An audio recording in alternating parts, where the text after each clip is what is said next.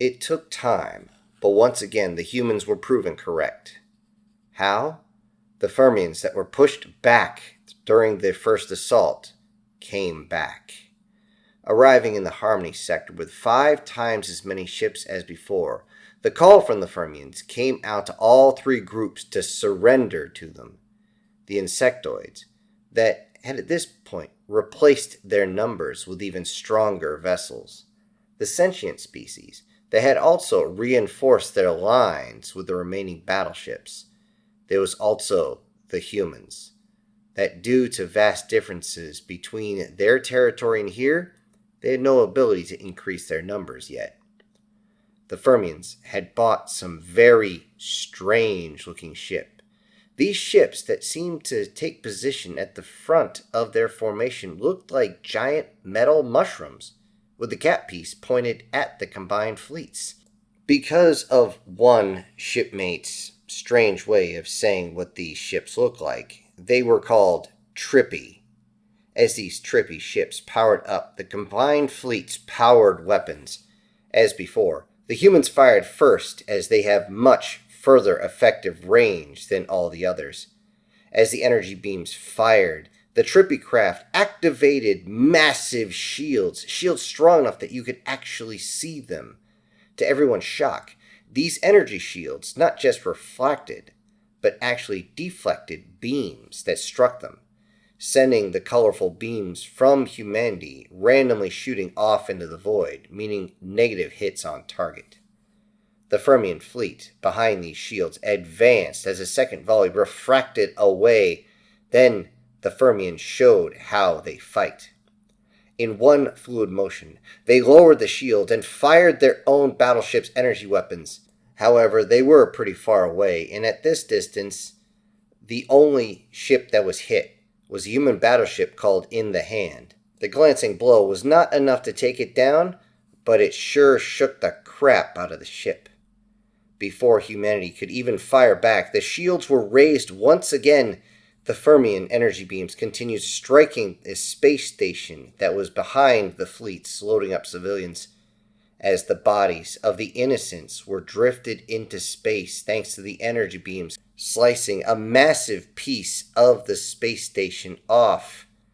The humans powered down their energy weapons to standby mode. Then they let loose with something else. Waves of mass drivers sprayed across the void of space, followed by waves of missiles and torpedoes. Drones were launched, creating a fog that floated around the battlefield. Once the first wave went out, the human ships began to back away from the oncoming enemy ships, seemingly trying to get some distance. The Fermions saw this and pushed forward towards the humans, trying to close the distance so they could bring even more weapons to bear. Holding the shields, the Fermions prepared for another volley, yet they would have to wait. Wait for this shot to be stopped and to stop the incoming threat to their own ships. They would not have to wait long. The Fermions' trippy ships cranked their shields up as high as they could, but then these ships began taking direct hits. The rods from the mass drivers, being half a ton of depleted uranium each, drove through the shielded ships as though the shield was not even there.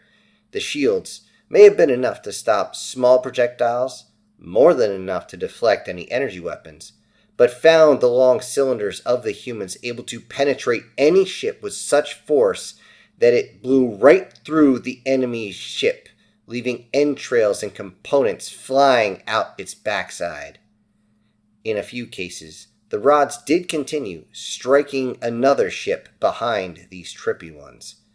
The area around these ships filled with shrapnel and debris as the Fermion shield wall flickered and died. Only one ship could keep the shield going, but the shield itself was flickering, a clear indication that it had lost its main power, and in that moment, the Fermions were exposed. And in that moment, they had to make a choice. In that moment, they charged. Driving in closer to the humans, the Fermions used every weapon they could, whether or not it was within effective range or not. They fired desperately to get a hit on target, scoring several on the larger ships.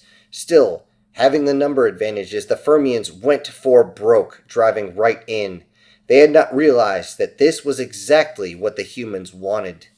The withdrawal itself was a feint to draw the Fermions in, probably believing that since the sentient fleet nor the insectoid fleet had engaged the Fermions, it looked as though they had opted to surrender. But just like a gunfighter with a cold hand and a level head, they were just waiting for the right moment. Simultaneously, the fleets advanced, and now the Fermions were surrounded on 3 sides, all of which are shooting at them with complete abandon. The drone swarm covered 3 more sides, and now the Fermions are completely surrounded. In an act of kindness and respect, the commander of the human fleet offered surrender to the Fermions. In response, they said, "Today is a good day to die." From there, it was the slaughter everybody thought it would be. When it was over, the sentients cheered, the insectoids celebrated, and the humans were silent. They just tended to the wounded, repaired their ships, began recovery operations, and simply went on their way, doing exactly what they needed to. Not all the Fermions were killed, of course, but very, very few survived the battle. They were taken in, given care, and eventually interrogated. The sight of these Fermions made all humans, well, a little fidgety. Basically, they looked and the Fermions were a larger version of human, but it's difficult to tell them apart if they're not standing next to each other. What was of great interest was actually the Fermion technology. Several ships had actually been taken back to human space specifically for study. In other sectors across the front, the battles could have gone either way at first. The shield wall allowed the Fermions to get close and bring more weapons to bear. Though even with this technique, the Fermions could not break through the line and it held, the losses are continuing to mount on the defenders' side. There was, however, one welcome surprise in another sector, as the Sentients had brought out their new dreadnought. A dreadnought that had taken cues from the human ships, and the vessels sport an extremely high number of weapons, to include torpedo tubes by the dozen. Though its movement is sluggish at best, the Sentients actually prove that with this, they can actually adjust their own tactics as well. Not to mention they have one hell of a heavy hitter. The primary weapon of the dreadnought is no joke, but extremely slow to recharge. With the use of this, the combined fleets and superior tactics, the line held and the Fermions had to withdraw, yet most of the line are getting worn down. With each strike against a human ship, the fleet gets weaker and weaker.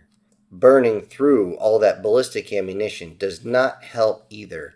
Yet, they have been given the sentients and insectoid time to rearm and build up their defenses.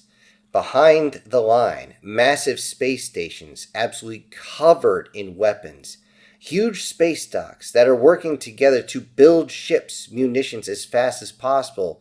Insectoids and sentients working together to make this happen.